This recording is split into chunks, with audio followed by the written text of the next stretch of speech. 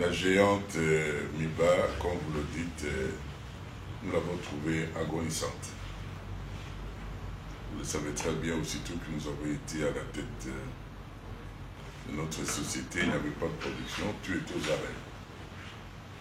Et la mission du conseil d'administration, qui est l'organe d'orientation, de décision, et nous avons pris nos responsabilités pour pouvoir demander à la direction générale de faire l'état des lieux. Ce qui a été fait, un travail bien présenté, mais partiellement, parce qu'ils se sont limités seulement pour le diamant de Bujimaï. Et comme le temps qui nous a été imparti était vraiment très limité, nous avons demandé pour qu'il y ait encore un autre état de lieu général, c'est-à-dire parler de nickel-chrome, parler de l'or, parler du cuivre, parler de presque tous les minéraux qui enveloppent notre société.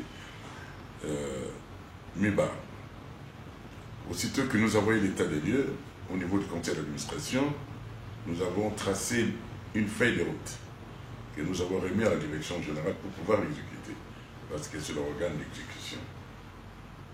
Et pour pouvoir exécuter, vous savez très bien, sans moyens, nous nous sommes débrouillés, vraiment, là je félicite même la direction générale, sous notre conduite, de pouvoir produire les prix que nous avons produits.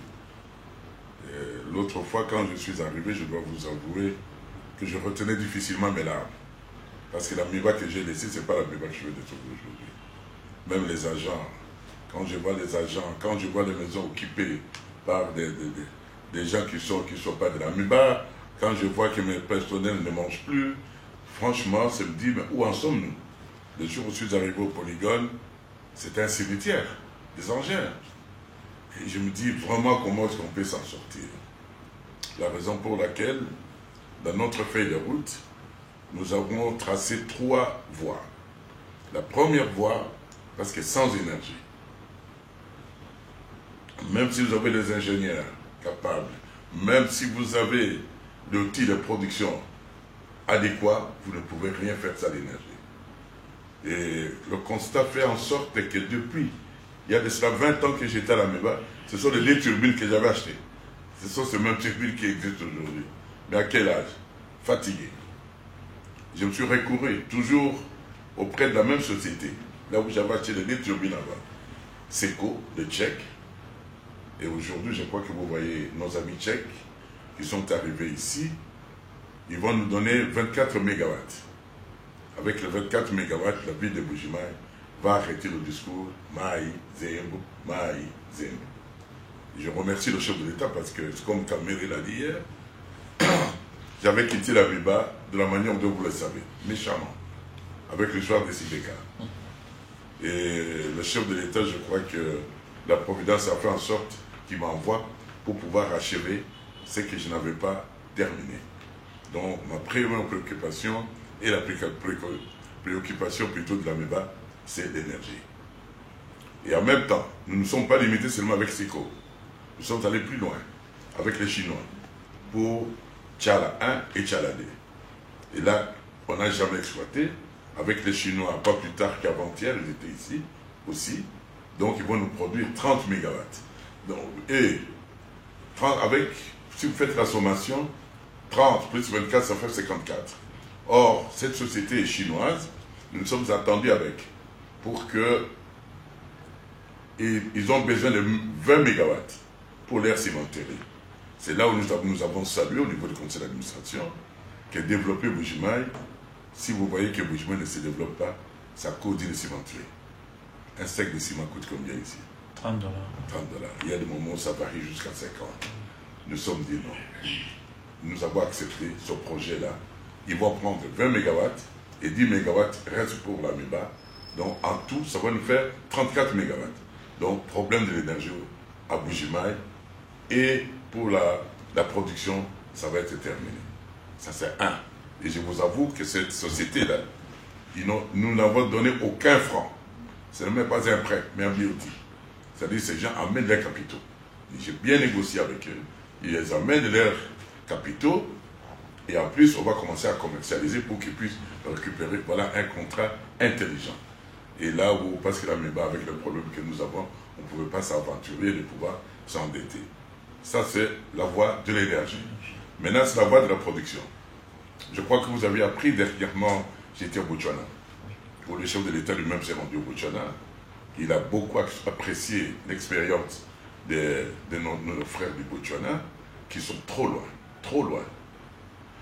Et cette expérience-là, je crois que le DG et moi-même devait être reçu par le chef de l'État pour que cette société fasse son rapport, parce qu'au niveau de la sécurité, je vous l'avoue, même moi-même quand je suis allé pour accéder, ce n'est pas comme ici à la foire, oui, où il y a le vol des diamants, où les gens rentrent comme ils veulent, même les agents MIBA qui sont dedans.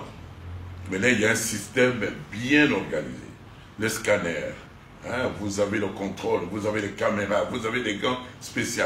Vous ne pouvez pas entrer avec un vêtement qui n'est pas approprié à l'usine. Donc un système, et puis leur production. Oui. Quand vous voyez les bandes de tous ceux qu'ils ont installés, ils sont trop loin. Et d'ailleurs, au monde, c'est la première société qui a eu le prix Nobel de vol zéro des diamants. Et là aussi, au niveau de l'expérience, nous avons effectué ce voyage ensemble avec notre directeur technique, le jeune efficace là qui vient de partir, même en Afrique du Sud. Donc au niveau de la production, nous avons déjà trouvé une solution. Bientôt là, nous allons pouvoir y faire face. Une chose qu'il faut souligner, que imaginez-vous le jour où nous avons fait l'état des lieux avec le DG, avec le comité, avec la direction générale. Oui. Qu'est-ce qu'on a trouvé à la MIBA? Des véhicules tombés en panne, faute d'un filtre à huile. Faute d'un filtre à huile. L'autre, faute d'un filtre à gasoil. Par manque effectif ou bien juste par mauvaise volonté. C'est ça, justement, nous sommes habitués dans les réseaux sociaux, surtout le boulevard, au Tongirabino, n'importe qui, et puis n'importe quoi, on distrait les gens. Et tout ça, c'est avec la petite intelligence, notre petite expérience, on a travaillé ensemble pour remettre le fisc, ces engins, en marche. Et voilà, c'est arrêté un peu parce qu'avec le retard, le diamant qui est parti à Kinshasa, qui a été vendu à Dandesi, comme vous le savez, toujours dans des pourparlers, où les qu'on se mette au travail, c'est ce qui a fait en sorte que le suivi n'a pas été bien organisé. Mais sinon, la volonté y est, et ça, on l'a fait parce que normalement, on devait croiser le bras pour attendre le gouvernement. Parce que c'est une société à 80% de l'État. Oui. Nous nous sommes dit non, nous sommes quand même des enfants du coin, avec la petite expérience. C'est ça le fruit du travail que vous avez vu. Et maintenant, on attend, dès qu'il y aura un nouveau gouvernement, le gouvernement va mettre les moyens pour que nous puissions décoller. Monsieur le PCI, je ne suis pas seul, mais parce que nous vous avons. Non, c'est bien, vous avez bien fait de venir à la source. D'accord. Au lieu des gens qui se mettent dans des rues, pour parler dans les réseaux sociaux. D'accord, nous sommes venus à la source. Vous avez tourné les dos contre la CIBECA, maintenant c'est la SICO ou les SICO. Vos détracteurs, de quoi vous reprochent-ils? Moi j'ai des détracteurs. Non, ceux-là qui sont animés de la mauvaise... Les paresseux là, les gens qui ne veulent pas travailler. Voilà, nous avons...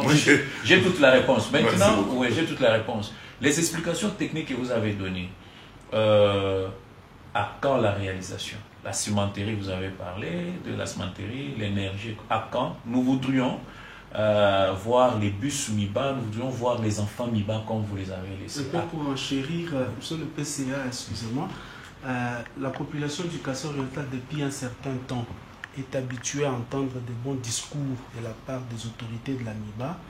Est-ce cette fois-ci l'effectivité ou encore un plutôt chantage, peut-être politique, comme vous êtes aussi politique? Non, mais il faut arrêter de politiser la MIBA.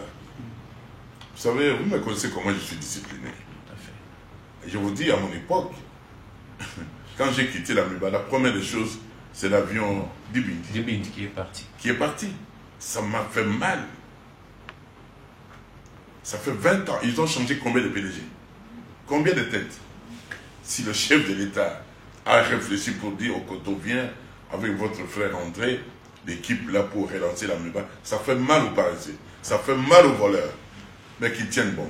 Cette équipe-là ne sera jamais divisée. Nous sommes appelés de pouvoir réussir. C'est comme je vous l'ai dit, quand vous me dites à quand, Je vous dis, le problème là se pose au niveau du gouvernement. Si on nous donne les moyens qu'il faut, et en attendant, comme je vous l'ai dit, il y aura des moyens. Bientôt, là, il y aura un nouveau gouvernement. Monsieur Jean-Charles, mais il y a un problème, excusez, il y a un problème. Pourquoi le boom, c'est toujours en dehors de cet espace? C'est-à-dire, quand le gouvernement veut donner, on ne suit pas la chaîne des dépenses quand c'est ailleurs. Ailleurs, là, je parle de l'espace Grand Katanga. Mais pour l'espace Grand Kassai, on ne peut pas quand même... Non, monsieur le journaliste, oui. Je vous reproche aussi, vous. Oui. Vous savez, les Katangais sont bien organisés. Vous n'attendez jamais, comme vous là. On vient de démarrer, tu vas dans les réseaux sociaux, tel, comme vous dites, est-ce que moi j'ai des détracteurs?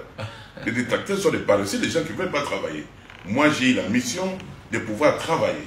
Et au Katanga, les gens s'organisent. C'est la raison pour laquelle vous voyez la GECAMI est en train de décoller. Mais nous mettons beaucoup de temps dans la distraction. Nous mettons beaucoup de temps dans la discussion inutile. Aujourd'hui, faites confiance à cette équipe. Bientôt, là, vous allez voir même des gens qui sont distraits, qui sont à la MEBA, qui veulent marcher. Je crois qu'on va leur donner l'occasion de continuer à marcher et de quitter la MEBA. Ça, je vous l'avoue. Il faut que les gens se mettent au travail. Une menace. Ce n'est pas une menace. Elle, administrative, monsieur, quand vous êtes un agent de la MEBA, au lieu d'aller travailler, vous perdez votre étape d'aller marcher. On vous donne l'occasion d'aller marcher. Ok. Donc, les agents MEBA, nous avons le statut de la MEBA, nous avons les règlements de la MEBA, il faut suivre les règlements. Je crois que le directeur administratif, nous l'avons déjà adressé des correspondances au niveau de la direction générale pour pouvoir suivre les gens qui ne veulent pas travailler. Nous avons besoin des gens qui travaillent pour aider la MEBA d'aller de l'avant. Mais vous, les journalistes, arrêtez de distraire l'opinion. Vous avez dit, contrairement à la GECAMI, les gens sont organisés. Je vous dis, ça fait 20 ans que j'ai quitté la MEBA. Si vous êtes des Congolais, si vous êtes vraiment des vrais Kassaïens, il faut aller au polygone voir la réalité de ce que nous avons trouvé. Nous y passons. Monsieur, est-ce que vous n'êtes pas d'accord avec moi que quand nous sommes arrivés, j'ai trouvé les Chinois en pleine exploitation. Dans la concession de la MEBA. Nous avons décrié. Ah, vous avez décrié, si vous avez fait partie. Quand je suis arrivé, tout de suite j'ai dit arrêtez tout. Ok? Je peux continuer. Ici, il y a eu combien de projets de barrages? La MEBA était presque divisée. On voulait que la MEBA s'enterre. Aujourd'hui, ça continue. L'histoire de Bakwanga et la situation de la MEBA. C'est au Koto qui était là. Alors, il faut qu'on laisse la distraction. Mettons-nous au travail. Nous, les enfants du Kassai, c'est la province du chef de l'État. Mettons-nous au travail pour que nous soyons de là.